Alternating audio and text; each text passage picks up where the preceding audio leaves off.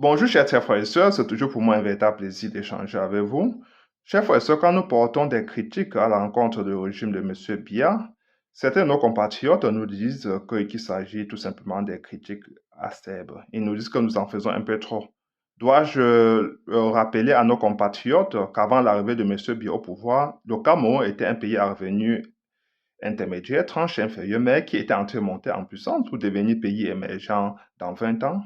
Dois-je le rappeler que le Cameroun était le plus souvent reçu dans les chancelleries occidentales, tapis rouge à l'appui, parce que le Cameroun était un pays respecté et respectable à travers le monde? Dois-je rappeler tout cela, chers frères et sœurs, que le Cameroun était en train de devenir un pays industrialisé? Dois-je rappeler que nous fabriquions beaucoup de produits, qu'il y avait beaucoup d'entreprises publiques et privées qui fonctionnaient et que ces entreprises ont mis les clés sur les paillassons quand M. Biya est arrivé au pouvoir? M. Biya lui-même déclare qu'il trouve un pays économiquement viable, stable. Quelques années seulement après, nous étions déjà sous ajustement structurel parce qu'ils avaient déjà siphonné les caisses de l'État. Ils avaient déconstruit tout ce qu'Amadou Ahidjo avait fait. Voilà la vérité, chers frères. Ils ont détricoté le peu qu'Ahmadou Ahidjo était en train de construire. Parce que c'était, le régime, M. Biya, c'est un régime qui n'a jamais eu de vision pour le pays. Ils ont été surpris de la position de pouvoir qu'ils ont eue. Parce qu'ils n'ont même pas travaillé pour obtenir ce pouvoir. Ils n'étaient jamais préparés pour être président de la République. J'ai toujours eu coutume de dire, chef, ce n'est pas tout le monde qui est appelé à être gestionnaire, manager, président. C'est pas tout le monde. Il y a des gens qui sont très bons à leur poste, mais ils sont incapables de gérer les hommes. Regardez un peu. Tenez, le régime de M. Biya a toujours fait un mauvais casting. À l'heure que je vous parle, plus de deux gouvernements se trouvent en prison. Ses collaborateurs les plus proches, Premier ministre, secrétaire d'État, ses collaborateurs les plus proches, plus d'un gouvernement se trouve en prison. C'est une rimbambelle de personnes. Ils sont là pleins en prison. C'est pour dire que le régime de M. Biya a échoué sur toute la ligne. C'est un régime incapable. M. Biya n'a jamais été compétent, ni pour choisir ses collaborateurs, ni pour gouverner le pays. Parce que dois-je vous dire, que tous les projets sont réalisés sur les maquettes. Je veux dire que tous les projets d'envergure sont réalisés, ce qu'on appelle projet structurel. Tout ça, c'est réalisé sur les maquettes, chers frères et sœurs.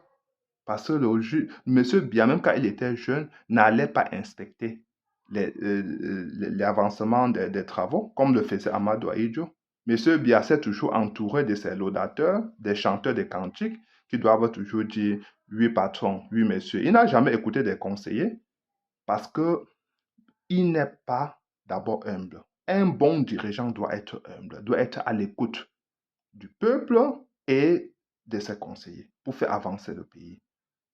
C'est ça la vérité. Un bon dirigeant doit respecter ses engagements pour s'appuyer sur son peuple afin de gouverner le pays. Parce que c'est ça qu'on appelle la légitimité populaire, que M. Biya n'a jamais eu depuis qu'il arrive au pouvoir. Imaginez-vous, en 82, il arrive, en 92, il est déjà contesté par tout le Cameroun. Parce qu'on avait déjà vu, il y avait des éléments précurseurs, chers frères, qui ne pouvaient pas être un bon dirigeant. Quand vous voyez de l'autre côté, le professeur Maurice Kamto, on vous dit qu'il y a déjà des signes précurseurs qui sera un bon dirigeant. Pourquoi? Premièrement, il était doyen de la faculté des sciences politiques et juridiques. Tous ses collaborateurs disent qu'il a bien travaillé parce qu'il a pris un département qui était en train de mourir, qui ne s'autofinançait pas. Quand il partait, le département était déjà capable de s'autofinancer. On l'a envoyé au nord du Cameroun. Il a fait pareil. Il a travaillé avec ses collaborateurs. C'est ça, ce sont des signes précurseurs, hein. Et dans le dossier Bakassi, vous savez que c'est lui, il était au chef des files, c'est lui qui a conduit la délégation qui obtint le gain de cause dans ce dossier Bakassi. Donc, c'est lui qui a conduit la délégation. Il était avocat conseil en même temps. Le Cameroun, il a accompagné tout le monde, il était à l'écoute de tout le monde. Lui-même, il mettait sa robe pour aller défendre le Cameroun. Même dans la partie administrative, c'était toujours lui qui s'en occupait. Et le Cameroun a eu gain de cause. Voilà la vérité, chers frères et sœurs.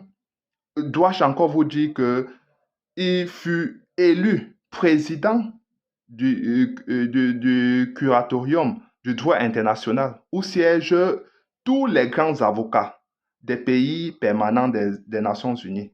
Donc, ça veut dire que les juges, avocats, tout ce que vous voulez, américains, les avocats américains, français, anglais, russes, tous ces gens-là se sont mis, israéliens, tous ces avocats se sont mis, ils ont élu. Je veux dire qu'ils ont élu le professeur Maurice Kamto comme leur président.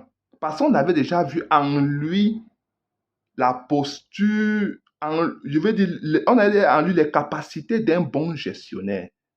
Il sait gérer les hommes, il sait être à l'écoute, il est humble, il est dynamique, il est proactif, comme un bon dirigeant doit être, chef. Et quand il vient aujourd'hui pour lui dire qu'il va être président de la République du Cameroun, il ne sort pas de nulle part. Il a fait du chemin, il a appris, il a des compétences avérées. Ce n'est pas une vue de l'esprit. Il faut que les Camerounais vraiment sortent de leur carcan, commencent à voir des choses de manière claire et simple. Le professeur Maurice Kamto a déjà travaillé. Dois-je vous rappeler que je vais dire que quand le MSC a commencé ses débuts en 2012, beaucoup de Camerounais ne connaissaient pas le MSC. Il a mis en place des directives à suivre. Il a tracé le cap et aujourd'hui, le MSC est le premier parti politique au Cameroun parce qu'il a travaillé.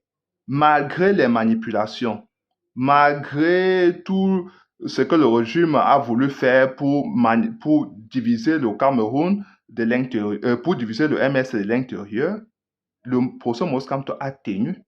Le MSC est debout avec ses dirigeants. Ils ont voulu manipuler les militants du MSC, notamment les cadres du MSC de l'intérieur. Ça n'a pas fonctionné.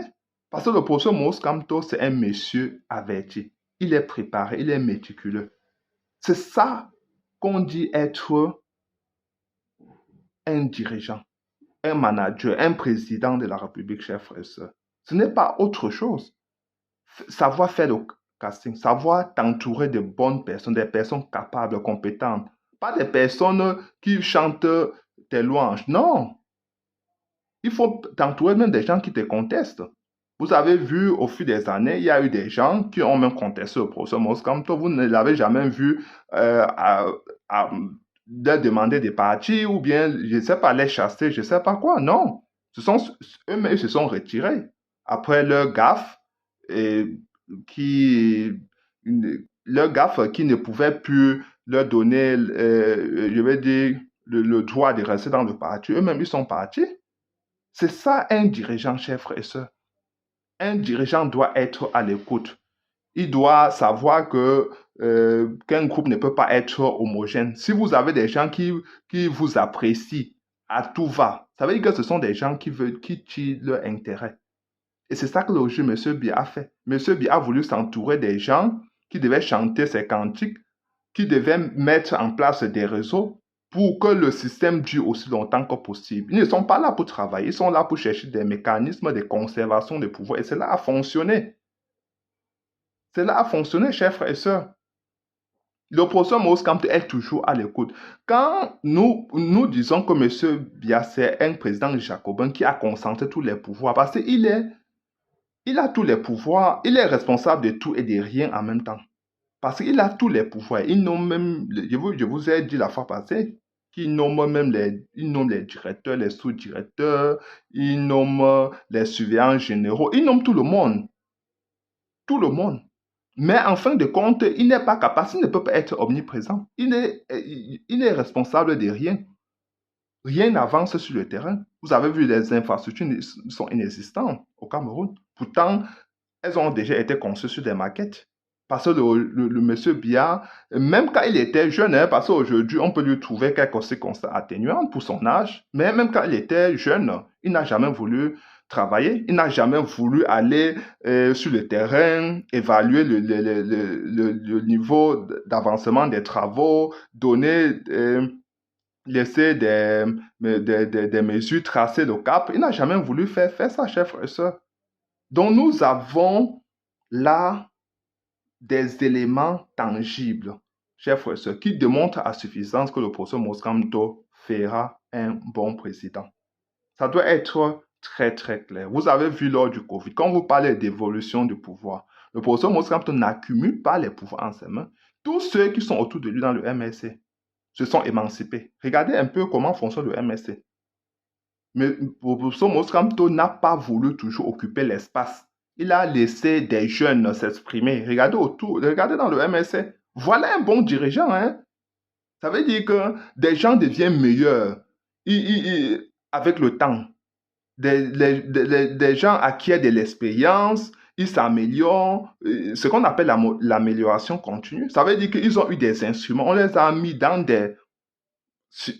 je veux dire que dans un environnement et on les a donné les instruments, les ressources pour pouvoir s'améliorer à travers la formation, leur donner la possibilité d'aller s'exprimer dans les médias, comme partout ailleurs. Ce n'est pas une seule personne qui veut tirer toute la lumière sur elle. Le professeur Moussa n'a jamais voulu tirer toute la lumière sur lui. Ce n'est pas ça, chers frères et sœurs. Vous avez vu lors du Covid, c'est ça qu'on appelle, il a donné la responsabilité à son collaborateur et qui a géré les fonds du Covid.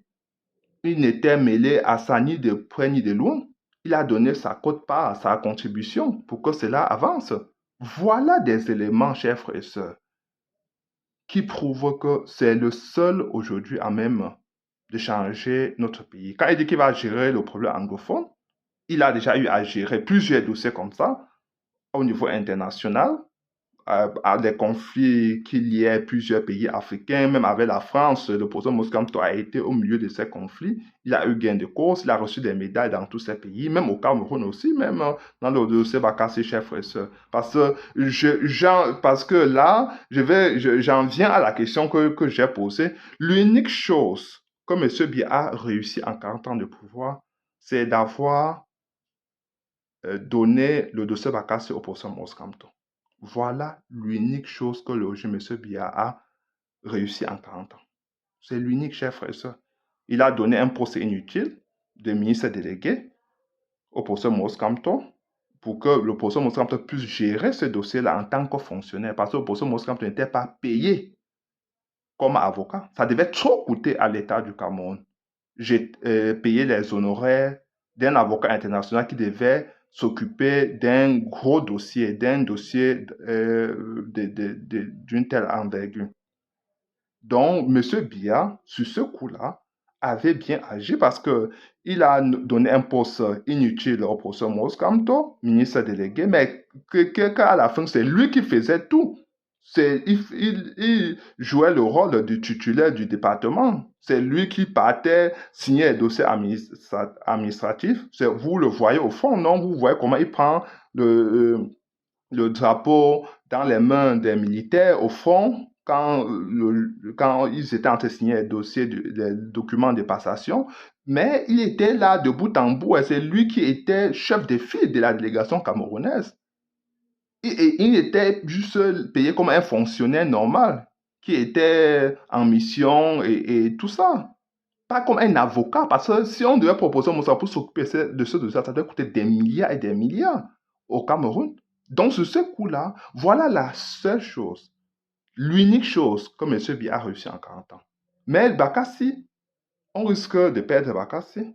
Je crois que vous rappelez quand le professeur Moscamto s'est dirigé avec un courrier à la présidence du Cameroun il y a de ça 2 ans, les turfeurs du régime, M. Biya commençait à dire qu'il allait prendre les paquets d'argent comme si on pouvait aller prendre des paquets d'argent à midi. Alors qu'ils savent bien comment ils font souvent pour voler l'argent du Cameroun. Ces prévaricateurs de fonds publics, ce n'est pas en journée qu'ils portent des valises d'argent. C'est la nuit qu'ils font tout cela, toutes ces tractations, toutes les malversations financières. Ils savent comment ils le font toujours. Ils le font toujours où il n'y a pas la lumière, chers frères et sœurs, dans l'obscurité. Mais ils voient le professeur Moscamto en journée, qui garde sa voiture. Là où tout le monde peut filmer, ils disent que le professeur Moscamto allait là-bas pour négocier, pour prendre de l'argent. alors que le professeur Moussa Kamto était allé là-bas, interpeller le gouvernement camerounais sur le dossier Bakassi parce que les Nigériens étaient en train de passer de ce côté, du côté Bakassi pour récupérer. Parce que les Nigériens sont en train d'avancer du côté Bakassi, chers frères et sœurs. Le professeur Moussa Kamto était allé dire que, ok, vous me détestez, mais au moins, ne laissez pas que nous perdions les acquis. Au moins, si vous avez eu Bakassi, cherchons à garder au moins ce territoire-là. Parce que c'est un territoire qui est riche en pétrole, en ressources naturelles et tout les autres, et tout le reste. Et le Cameroun a tellement souffert. Et vous avez vu que le professeur Mosramto, parce qu'on dit souvent que c'est M. Biya qui a voulu gérer ce conflit-là pacifiquement. Non. Je crois que ce professeur Mosramto, quand il a pris le dossier, parce que je vous rappelle que le dossier avait d'abord été rejeté. Il y a eu plusieurs personnes qui ont révélé cela, avait déjà été rejeté pour, pour vice de forme. Même pas dans le contenu, même pas pour le fond, mais pour vice de forme. Pour le caractère suranné du dossier, le dossier avait été rejeté. Donc, on pensait que c'est militairement qu'on pouvait résoudre ce problème-là. Le professeur Mossamto est venu dire non, c'est la paix, c'est travers, c'est devant les juridictions que nous allons obtenir gain de cause et pour ramener ce dossier-là. Et parallèlement à cela, vous avez vu comment M. Biya gère le dossier du nord-ouest et du sud-ouest avec la guerre qui est là-bas. M. Biya pense que c'est toujours que ce sont les armes qui vont résoudre et tous ces surférés et tout, ces laudateurs pensent que ce sont les armes qui vont résoudre le conflit anglophone. Donc ils pensent qu'on va résoudre ça militairement. Là, on parle d'une guerre fratricide entre des frères. Hein. Donc, M. Biya n'a jamais été un homme de paix. D'ailleurs, dans un régime dictatorial ne peut jamais être ne peut jamais être habité d'une paix quelconque, chers frères et sœurs. Ça, c'est nous tromper. Et M. Biya, qu'est-ce qu'il dit? Il dit que j'aimerais qu'on se souvienne de moi, que j'ai laissé un pays prospère et en paix. Il trouve un pays en paix. Aujourd'hui, tout le pays est je veux dire que est en instabilité totale. Dans la partie, au nord du Cameroun, on peut lui trouver quelques circonstances atténuantes là-bas, mais c'est lui, par sa politique économique, qui a laissé ce côté-là être rabattu dans les mains du groupe Boko Haram, de cette nébuleuse. C'est parce qu'il a été irresponsable dans sa politique économique. Là-bas, il n'y a pas d'école. Au Grand Nord, il n'y a pas d'infrastructure, il n'y a pas d'entreprise. Ils s'attendent à quoi? C'est un terrain fertile pour le terrorisme, pour les groupes terroristes comme Boko Haram. Dans le nord-ouest et le sud-ouest, voilà encore un autre échec de ce côté-là. Il refuse de négocier parce qu'il a peur de perdre une petite partie de son pouvoir. Après 40 ans de pouvoir, il n'a pas trouvé bon de s'asseoir et discuter avec ses enfants, comme un patriarche, s'asseoir et trouver des solutions de sortie des crises. Non, il ne veut pas. Même s'il faut en finir avec tout le peuple, il est prêt à ça. Il a déclaré la guerre à ses frères. Voilà, c'est le prix qu'on en paie aujourd'hui, chers frères et sœurs. La seule personne capable de résoudre ce problème, c'est le professeur Moussa Kamto. Il va gérer le dossier Bakassi comme il avait géré il va gérer le dossier du nord et du sud-ouest comme il avait géré le dossier Bakassi. C'est ça la vérité, chers frères et sœurs. Il est compétent. Monsieur Biya l'a pris parce qu'il avait essayé avec ses laudateurs, ça n'avait pas fonctionné. On vous a dit qu'ils avaient choisi un nombre pléthorique pour aller gérer le dossier Bakassi avant l'arrivée de professeur Moussa Kamto. Ils ont pris même les ministres de l'Éducation nationale, tout cela, ils ont pris dans tous ces dossiers-là. Et on a rejeté pour vice de forme. Ça veut dire qu'ils étaient incapables de monter un dossier qui pouvait être acceptable par la Cour internationale de justice. Vous comprenez que ça, ils ont toujours été des incapables. Le feu Joseph Oona disait, chers frères et sœurs, que tout ce que le professeur Moussa Kamto touche brille. Partout où il est passé, il a toujours réussi. Tout ce qui touche brille. Parce qu'il est d'abord habité par la recherche de bien faire pour son pays. Il est habité par l'amour pour son pays et pour ses compatriotes. C'est pour ça, chers frères et sœurs, quand vous êtes guidé par ça, vous allez toujours vous exprimer au meilleur de vous. Vous allez toujours donner le meilleur de vous, je vais dire. Vous allez toujours réussir. Quand vous ne faites pas des choses avec détestation, avec haine, vous allez toujours réussir. Pour ça, Moussamto est compétent. Mais quand vous êtes là pour soutirer de l'argent public, vous êtes là pour confisquer le pouvoir, vous n'allez jamais bien travailler. Jamais.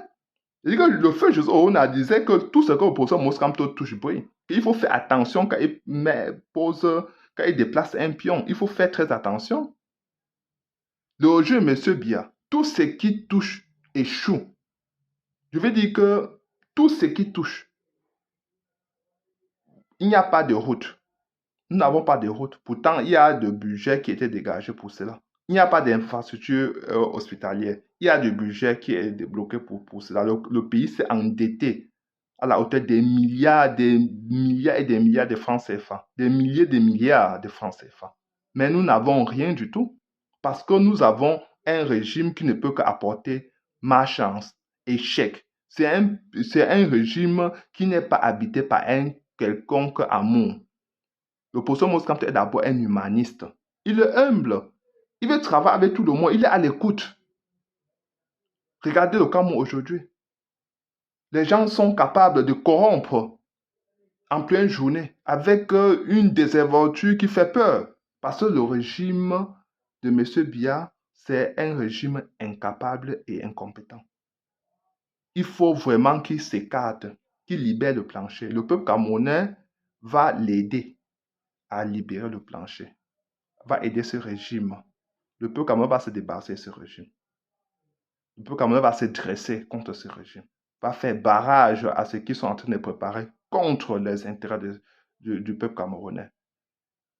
Parce que c'est ça qu'ils sont en train de préparer. Ils sont en train de se préparer pour s'accaparer encore, pour rester au pouvoir, même après 2025, chers frères et sœurs. Nous devons empêcher cela.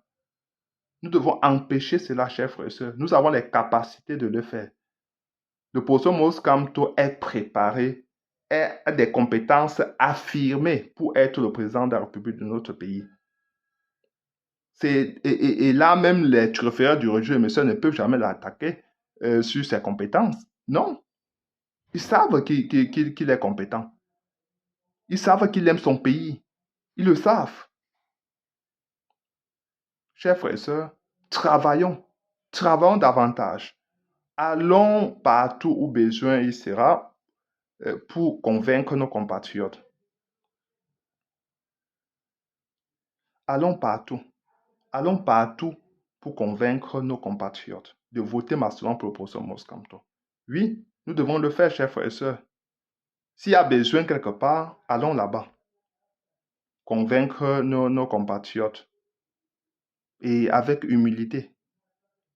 Pour qu'ils se joignent à nous et que nous puissions ensemble faire avancer notre pays, faire décoller notre pays économiquement. D'abord, s'inscrire massivement sur les listes électorales, voter massivement le professeur Moscamto et être prêt à défendre notre vote. Voilà ce qui pourra nous libérer, chers frères et sœurs. C'est la recette parfaite pour 2025. Nous sommes à un moment charnière de l'histoire de notre pays. Je le dis toujours, et nous ne devons pas manquer cette grande occasion qui nous est donnée pour nous libérer des chaînes de la dictature et du colonialisme. Chers frères et sœurs, bonne soirée. Partagez massivement la vidéo, je vous prie, et surtout abonnez-vous. Ciao.